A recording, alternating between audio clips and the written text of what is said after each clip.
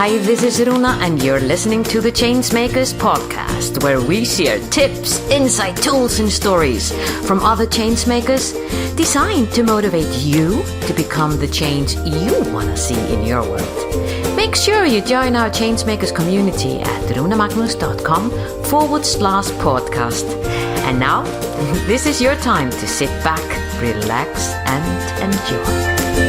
Valerie, welcome to the Changemakers podcast.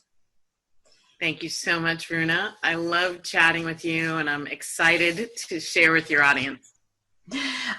Valerie, I could probably pick so many different topics that I know you have just such a brilliant resources and insights. So I'm really curious to get your insights on reaching higher level of consciousness and what that means for you and where you see we are moving. And I know I'm not going to put the whole humanity into one box that we are doing it. I guess that's a wishful thinking on my behalf. But, where do you see we're heading in this time as humanity? What are you noticing?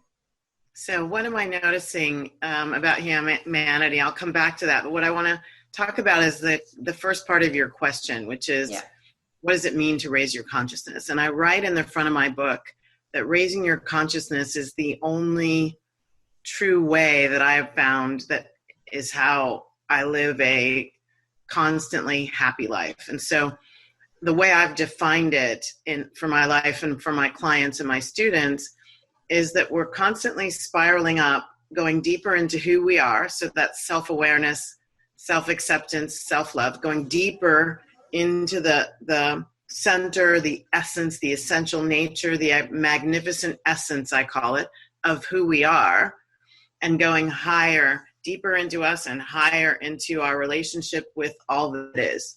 So it's an integration of the spiritual aspect of me and the human aspect of me. Mm. And every one of us has both of those aspects. And so the issue in my life has been where I've been only living in one or the other. So I'm only human, like I used to say that. And that's a denser experience. There are a lot more troubles and problems. The highs and lows of life kind of run me. I am no longer a cause in my experience. I'm at effect to all these external causes that kind of press in upon me. Or I can live in the spiritual side where I'm constantly meditating, constantly in bliss, and I'm not handling the human side of my life. Like there are bills to pay in the human side.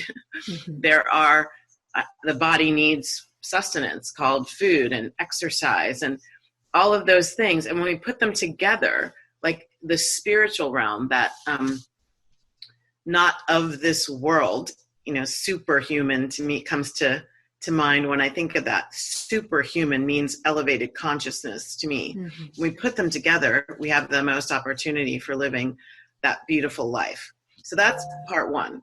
Then part two, what am I noticing? Mm-hmm. I feel like I'm noticing a couple of things. So I think all at the same time, there's this dynamic where there's a lot coming to the surface, and not all of it's good. But what has to come to the surface to be dissipated or to be dealt with or to even be acknowledged, not to resist it, but to be acknowledged, accepted, and then how do we love it into a different beingness? Mm-hmm. So that stuff is coming up. There's a lot more judgmentalness, a lot of fracture in relationships, a lot of this is absolutely correct, only it's a lie. There's a lot of kind of false truths and there's a lot of cyber stuff, and where people are actually using their gifts and talents in ways that are actually harmful. I mean, that's been going on through the history of time, but there's a lot more of it because of the advent of the internet. And at the same time, what's interesting is at the same time, the beings that have come here to be the light in the midst of that darkness, who have come here to unravel the untruths and remind people of what real truth is. The people who have come here to like stand in the fire and not fan the flames or fight it with another fire, but to stand there and exude the peace that surpasses all understanding. Like that's rising. And I see it rising as the teachers and the healers expanding their territory, teaching and healing more. And I see it in the lone individuals who aren't here to make a stand for something, but who are just doing it in themselves. They're noticing when they're out of integrity with their own higher self, and they're choosing to be that. And I think this beautiful time slowing down to speed up, as I'm calling it, the cocooning at home, is giving people an opportunity to really connect with who they're being and how that's serving them, their families, their communities, and the planet at large. Oh, I love that. It sounds in many ways like what we are describing in the No More Boxes movement. We're talking about, there we've been looking at how do we move ourselves from the boxes that have, all of the programs and everything that we have been defined to be or conditioned to be. And when we start to open them up, when we start to, what you're saying, look into that coreness, who are we then? Is this just a bigger box, And then we came up with the concept of, that's human space. And we've been, in our weekly calls that we do every Friday, we've been, there are people from all over the world that we've been exploring this. What is that human space look like for us? And yes. What you just kind of like came up with there, a really, really beautiful description of many of the things, if I just take up of all the things that have come up in that conversation. So yeah, it's about that wholeness. Yes. That it isn't just about, it's like we're so used to these polarities. You're either a left wing or you're a right wing, or yes. you are black or you are white, and it's like a man or a woman, and we never, as we're so used to this, we kind of like, we're thrown not to see the beauty in between. It's like only talking about day and night and never looking at the sunrise or the sunset. Right. And the integration is the place where the polarities come together. Yeah. So can I be, one of the things I've been talking about lately, because there's been a lot of grief and loss, and people have been saying it as though it is the only thing there is right now, so I cannot possibly be the other thing, which might be fulfilled, which might be happy, which might be curious, which might be playful, which any of those things. I know I'm grieving. And I understand that because I have done the one or the other thing in my life. The integration, that what you just called the in-between space, I like to call the integrated space. So in the middle of the two, I'm living more integrated. And as I pull apart and try to be one or the other, then I'm living in the polarities of it. And so the polarities draw me in one place, and I may feel that's all there is.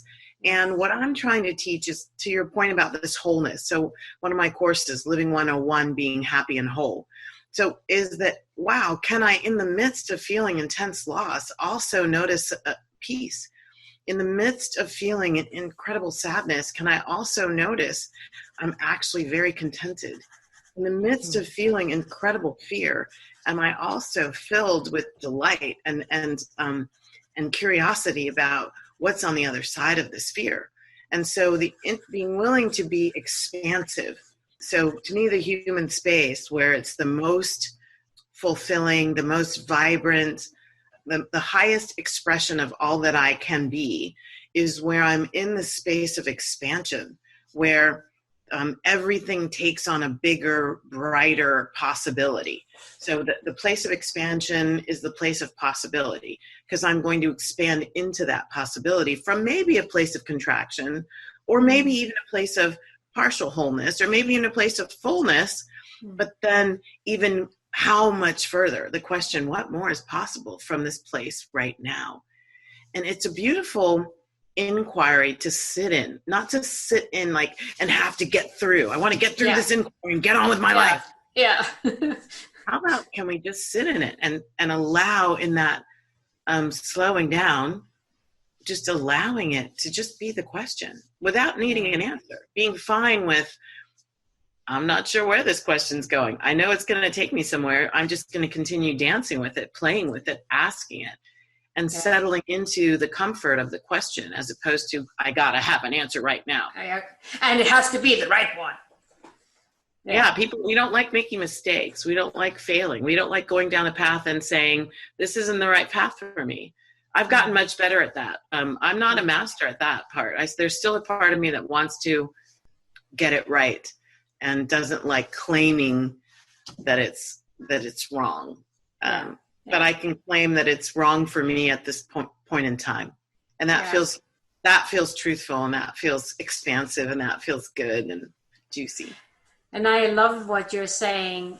It's almost like we have to, not almost, we need to reprogram ourselves. Like we need to decode the program that we had of this polarity, and that I need to do either or, otherwise I'm not accepted, or otherwise I'm not okay, or I'm not normal, or whatever it is that we're seeking to do. To deprogram that into that curiosity, that quest of how can that be? Wow, how can that be even bigger? That's like, whoa, I didn't even think that could be bigger, but whoa, now I'm being shown that it is. Yes. Yeah, exactly.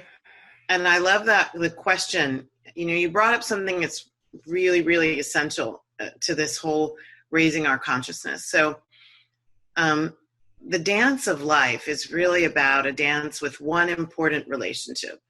And it's the relationship that we keep with ourselves. And in what you said, I heard this idea of, the programming that we have, and to have other people accept us, and we want to feel a sense of belonging. What I've found in my life and the lives of my students and my clients, what we work on a lot is the number one person who's not accepting me is me. Mm-hmm. Now that was a learned behavior. I was conditioned not to. But I started watching myself. What I was judging in other people is also the aspects of me I don't like. What I would criticize other people for is also the aspects of me that I was criticized for, and then built up, because of this conditioning, an idea that being that is not enough, is not lovable, is not pure, is not beautiful, is not sweet, is not all these other things. And the issue that I'm wanting to bring up is when those kinds of things that we are judging in ourselves are the core of our being. So like for me, what I really uncovered in this dance of raising my consciousness was that because of the conditioning, I grew up in the 60s, because of the conditioning around what it means to be Black in this country in the 60s, and the things that I was experiencing as a Black child, the things that I was hearing and learning and watching around me, the things that I experienced in high school and continuing through my life, I created a relationship where I didn't feel safe in my own skin. Yeah. That's a dangerous place to be. Yeah. It's a debilitating place to be, because guess what? I'm wearing my skin 24/7, 365. And to feel like I'm not safe as me, at an essential nature in the human realm, I have to walk around in an earth suit. And my earth suit came with this beautiful caramel or chocolatey colored skin, which I love. And I've got a whole new relationship with it from doing this dance of the curiosity of, why don't I feel safe in my skin? Where did that conditioning come from? So exactly what you're saying, Runa, this curiosity and wanting to go deeper into the not calm. Like we have to be willing to go into the pain. We have to be willing to go into the abyss. Yeah. Like not to sit there. I don't want to become a sad person. I don't want to become an angry person or a resentful person, but I do want to know where my sadness and my anger and my resentment are coming from. Because if I don't know that, I can't transform it. And transforming it is part of the spiraling up into a higher consciousness. This is so interesting, because what you're saying is also how so many of us are conditioned to think that if our feeling, what we're feeling, isn't joy, and even it doesn't really matter which feeling it is. It's just like, if it's a feeling, I'm supposed to react somehow to that, and acting as, oh, it can't be true if it's too good, or oh, why is that always happening to me if it's not a good one? And we're actually even taught to ignore our feelings. Yeah. Like that we are not feeling beings and we shouldn't be paying attention to them. And we end up relegating this powerful supercomputer, the brain and the intellect, we relegate that as the deity that we worship at. Yeah. And one of my most profound quotes that I love, I even put it in my book, is from Albert Einstein about this whole concept between the head and the heart. And Einstein was a brilliant scientist who also embraced, upheld, explored, and championed intuition, imagination, curiosity, painting pictures. He played musical instruments. I mean, this whole quote of his is that the intuitive mind is a sacred gift. The conscious mind is its faithful servant. We have created a society that worships the servant and has forgotten the gift. And so we totally forget who we really are. At our core is more of the heart, intuitive, imaginative, playful, not intellectual. It doesn't always speak in full sentences with a subject and a verb and a predicate. It just speaks, and we've forgotten how to listen.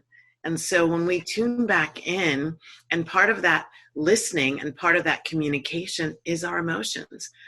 The desire to feel good is universal. Like, why are plants aiming for the sun? Probably because inside their DNA is this desire to feel the best that they can feel. Mm-hmm. And the ones that love the shade, because that's the best that they can feel. Mm-hmm. And so nature shows us what it looks like to follow that intuitive sense of feeling good is great. How do I get more of it? And so when we are willing to feel the sadness and go, I'm not going to make this wrong, because it is. What is. It is, I feel sad right now. What's that about? How can I learn more about myself by asking the sadness what it's coming to tell me about me? Yeah, that's so beautiful. Hey, hi, sadness. What are you telling me today? I love that. I really do.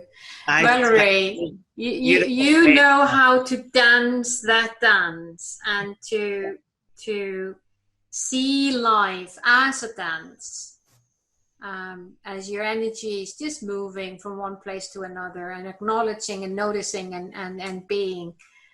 Thank you for being the light that you are and sharing your wisdom. And thank you for allowing us to get access to that light, how you're constantly giving that away. So thank you so much.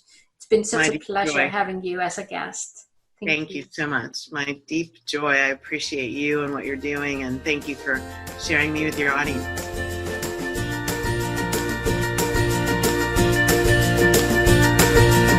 Was this podcast of value for you? I sure hope so. If so, feel free to share the love and give us your generous review on iTunes or Stitcher.